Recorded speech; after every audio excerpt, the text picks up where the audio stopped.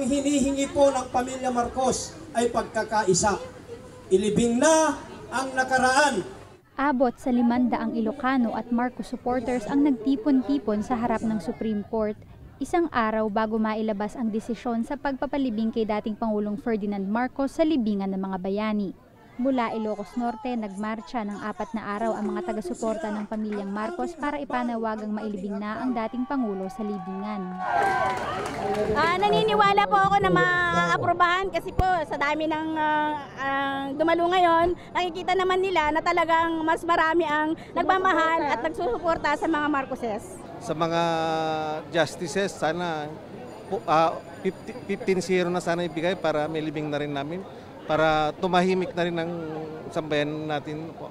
And then we are willing to peace sa mga nagpipigil na may libing sana siya sa libingan ng bayani. Isa lang ho siyang tao. Ang inaano lang po namin na sana being a soldier, kahit hindi na hero.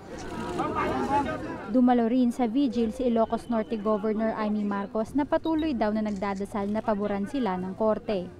Nanawagan naman ang ilang martial law victims na isaalang-alang ng Korte Suprema ang sinabi ni Pangulong Duterte na si Imee Marcos ay nag-donate sa kanyang kampanya.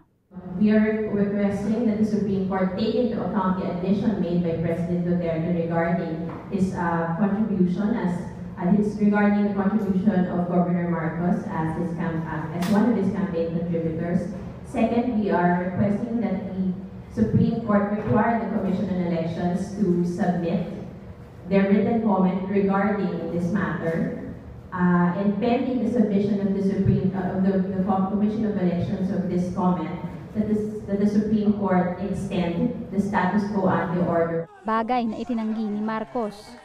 Wala namang katotohanan, palabiro si Presidente Duterte. Talagang tumulong ako sa pamamagitan lang ng boto na solid ng Ilocos Norte. Yun lang. Sa Oktubre 18 matatapos ang hold order ng SC sa pagpapalibing kay Marcos sa National Shrine. Nauna nang pinayagan ni Pangulong Duterte ang isang state burial para kay dating Pangulong Marcos. Tinutulan ito ng mga martial law victims dahil hindi raw karapat-dapat si Marcos sa isang hero's burial dahil sa mga human rights violation sa ilalim ng kanyang diktadorya.